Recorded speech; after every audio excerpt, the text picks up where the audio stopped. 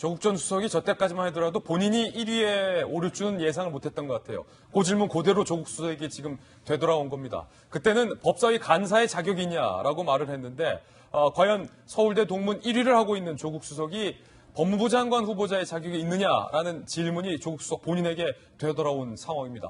허은하 소장님, 네. 일단 심경은 좀 착잡할 것 같아요. 내 후배들, 내 제자들이 나를. 상상할 수 없었을 것 같아요. 예. 저 말을 했을 때는. 그래서 말빚을 지고 있구나라는 얘기들을 많이 하고 있던데. 말에 빚을 졌다? 네, 그러니까 그 말한 게 똑같이 돌아왔잖아요. 오늘 저 질문을 받으면 조국 민정수석, 아니 교수님께서 어떤 말씀을 하실지 진짜 궁금해지는 지금 시점입니다. 사실 전 개인적으로 이미지적으로 조국 수석, 조국 교수님 상당히 좋아했었거든요. 잘생기고 그의 행동 자체가 참 멋있었어요. 특히 헤어가 이렇게 싹 넘어갈 때 이렇게 손으로 딱 넘기는 그 모습이 상당히 멋있었고 또 행동하시는 부분, 저 인터뷰를 할 때도 정말 멋있었습니다. 예. 왜 멋있었냐 하면은 극으로 치우치지 않는 듯한 이미지였어요. 극우도 아니고 극좌도 아니고 정말 학생들, 그리고 정말 우리나라를 위해서 무언가를 이렇게 지켜주고 싶은 지식인이라는 정체성이 느껴졌기 때문입니다. 또한 교수님이라는 정체성, 그 안에 저렇게 멋진 사람이 서울대를 지키고 있구나라는 생각도 했고요. 또 서울대에서도 최악의 동문을 저렇게 매년 뽑고 있다라는 것은 늘 반성하는 대학이 되자라는 그런 의미일 것 같아서 학교에 대한 이미지도 상당히 좋았습니다. 그런데 이미지가 한번 이제 각인이 되면 그다음부터 되게 긍정적이에요. 바뀌기가 되게 어려운데 어느 순간 그 각인된 이미지가 바뀌면 진짜로 그다음부터 바뀌기가 어렵거든요. 이미지적으로. 네, 근데 저는 지금 솔직히 개인적으로 저도 실망을 좀 많이 했습니다. 왜냐하면 학생을 정말 사랑했던 교수의 이미지가 전혀 보이지 않기 때문입니다. 그리고 학교 계시는 교수님들 정말 아시겠지만 우리 어제 얘기했던 강의 계획서를 제출하지 않았던 부분 교수들한테 정말 중요한 부분입니다. 교수로 복직을 해놓고 강의 계획서를 제출하지 않았다. 네, 조국 교수가. 네, 강의 계획서를 제출하지 이번에요? 않으면 벌점을 받아요. 이번에요? 네, 이번에 제출을 하지 않았습니다. 그러니까 그러면 벌점을 받고요. 그래서 앞으로 학교 생활을 하는데 좀 어려움이 많기 때문에. 그건 본인이 서울대로 복직을 했지만 어차피 법무부 장관으로 갈 거다라는 것을 예측했다는 얘기예요. 예측한 것도 있고 쉬고 싶다는 것도 있고 준비가 안 됐다라는 것도 될 수 있겠죠. 그러면 교수의 복직을 하면 안 됐죠. 그렇죠. 복직을 하지 말아야 되죠. 그렇게 되면 학생들 입장에서 어떤 생각이 드냐면 지금까지 정말 우리 조국 교수님은 꽃길만 걷고 계시구나. 우리는 무직을 걱정하고 또 우리 엄마 아빠는 실직을 걱정하는데 한 번도 무보수인 적이 없어요. 이분은 사퇴하고 나서 바로 학교로 들어와서 이거 강의 계획서 쓰지 않아도 또 월급을 받습니다.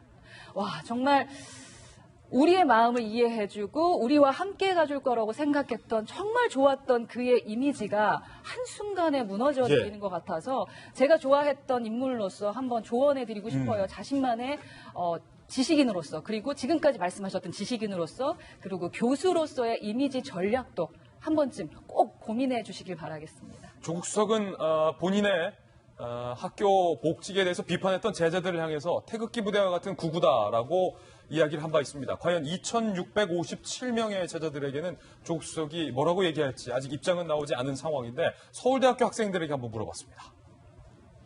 뭔가 하나 걸쳐놓고 있다가 무슨 일이 생겼다 했을 때 다시 돌아갈 장소를 남겨주는 거는 보여줘야 할 모습은 아니라고 보거든요. 본인이 비판하셨던 폴리페스토의 행동을 동의하고 있으신 거 아닌가 그런 자세에서 이런 부정적인 여론이 나오지 않았나 싶은데요. 네, 서울대학교 학생들, 특히 4학년 학생들에게 한번 이야기를 해봤습니다. 조국 교수, 조국 전 수석이 최근에 본인에 대해서 비판한 학생들에서 이렇게 입장을 올린 바 있었죠. 선생은 학생을 비난하지 않는다. 서울대 안에 태극기 부대와 같이 구구 사상을 가진 학생들이 움직이고 있다는 게 안타까울 따름이다. 라는 건데, 김병인 박사님, 네. 태극기 부대들이 이 말대로라면 상당히 서울대 안에 많은가 보죠. 애당초에 처음으로 조국 전 수석을 비판했던 것은 내부 커뮤니티에서 실질적인 휴복직에 관한 내용들이 있었던 것이고요. 여기에서는 누가 그랬었는지 확인하기가 어려운 상황이기 때문에 일반적인 제자 학생들의 의견이라고 좀 받아들였으면 어땠을까라는 생각이 듭니다. 그 이후에 대자보가 붙고 나서 그 대자보를 썼던 단체에 대해서 과거의 정치적인 행동, 활동을 바탕으로 태극기 부대와 같은 극우라는 표현을 쓰게 되는데 제자들에게 극우라고 하는 표현을 쓴다는 것 자체도 굉장히 조국 교수님의 입장에서는 이런 행동을 한다는 것 자체가 부정적인 인식으로 다가올 수 있다 이런 비판의 소지가 충분하게 제기가 될 수 있는 측면이죠. 그러니까 조국 교수 입장에서는 이렇게 항변하고 싶은 것 같습니다. 자기가 과거에 했던 말은 임명직과 선출직 중에서 선출직에 대한 비판이었고 나는 임명직으로 가고 있는 상황이기 때문에 이것을 왜 나한테만 그렇게 선정적으로 비판하냐라고 하는 목소리가 있는 것 같은데요. 조국 교수에게 또 쓴소리를 얘기하고 싶은 사람들은 이런 얘기를 합니다. 충분하게 임명직으로 가는 과정 속에서도 학생들이 가지고 있는 학습권의 침해가 될까봐 혹은 아니면 동료 교수들에게 피해가 될까봐 그리고 신진학자들의 길을 막는 길이 될까봐 내가 충분하게 휴직을 할 수 있음에도 불구하고 직을 내려놓는다. 이렇게 조국 전 수석, 조국 교수와는 전혀 다른 길을 갔던 서울대학교 교수님도 적지가 않는 상황입니다. 조국 교수 입장에서는 이제는 단순한 임명직에 와 있는 고위직 공무원이 아니라 사실상 많은 사람들이 바라보기에 정치의 한 복판에 들어와 있다라고 해도 과언이 아니다라는 생각이 들거든요. 학생들이 왜 본인에 대해서 이렇게 날카롭게 비판하게 되는지를 조금은 가슴을 열고 한 번쯤 스스로를 돌아볼 필요가 있지 않을까라는 생각입니다. 김영주 의원님, 네. 조금 전에 조국 수석이 2017년 3월에 인용했던 투표 결과가 2017년 그러니까 3년 전 서울대학교 학생들이 1위로 우병우 전 수석을 부끄러운 네. 동문으로 뽑았어요. 3년 만에 2019년에 똑같은 서울대학교 학생들이 조국 수석을 부끄러운 동문으로 꼽았는데 현 정부 3년이 지났잖아요. 그럼 서울대학교 학생들이 그때는 정상이었는데 3년 만에 극우로 바뀐 겁니까? 서울대 학생들이 특징이 하나 있어요. 민정수석을 싫어한다. 민정수석을 싫어한다. 그때도 우병우. 그 다음에 여당을 싫어한다. 여당을 싫어한다. 그때도 조윤선, 말하자면 김진태. 이렇게 있었거든요. 지금 마찬가지로 유시민, 안민석, 이해찬 그러네요. 이렇게 하고 나경원 나경원 대표도 대표는 있어요. 정치인이기 때문에 여기서 이제 뽑는 순서가 정치인들, 영향력 있는 사람들, 특히 해자되는 사람 이렇게 뽑았기 때문에 저런 순서라고 보면 실제로 말하자면 성균관의 정신을 갖고 있다 서울대 학생들이 여당을 비판하는 또 민정수석은 좀 별로 정서적으로 안 맞지 않습니까? 민정수석은 좀 정서적으로 싫어한다. 서울대 학생들이. 더군다나 조국 교수는 최근에 자기 학생들로부터 특히 법학전문대학은 등록금이 되게 비싸거든요. 예. 근데 그 교수 한 사람이 비어진다라고 하는 것은 학습급이라든지 실제적으로 한 개인한테 재산상의 손실을 가져다 주는 행위일 수도 있어요. 그런 면에서 조국 교수가 이 문제를 무슨 이념적 어떤 좌표로 이렇게 평가할 것이 아니라 정말 나로 인해서 피해 받는 학생이나 다른 교수가 없는지 좀 돌아보는 계기로 삼았으면 이렇게 1등을 하더라도 이렇게 2등과의 표차가 저렇게 많지 않지 않았겠나 그런 생각이 듭니다. 예. 네.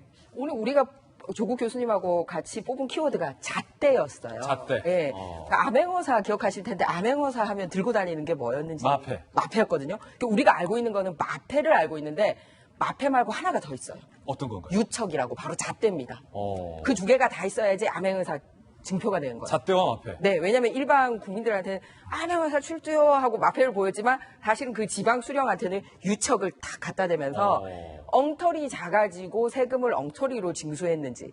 그러니까 예를 들어서 이게 이거 똑같이 1m인데 이 잔은 예를 들어서 1m가 이렇게 돼 있어가지고 비단 팔아먹는다라든지. 예. 사실 한 대가 이만한데 한 대를 그거보다 살짝 작게 만들어가지고 상인들이 잘못한다라든지 이런 걸 못하게 하는 게 바로 유척이었거든요. 예. 바로 잣대.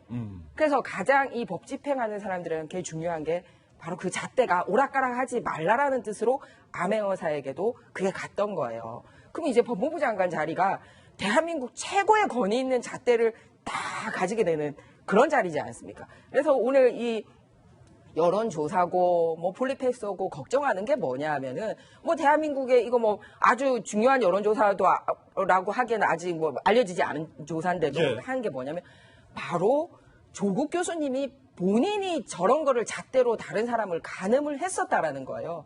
넌 폴리페서야. 너 부끄러운 동문 1등이었잖아. 너 2등이었잖아. 하고 본인이 썼던 잣대였지 않습니까?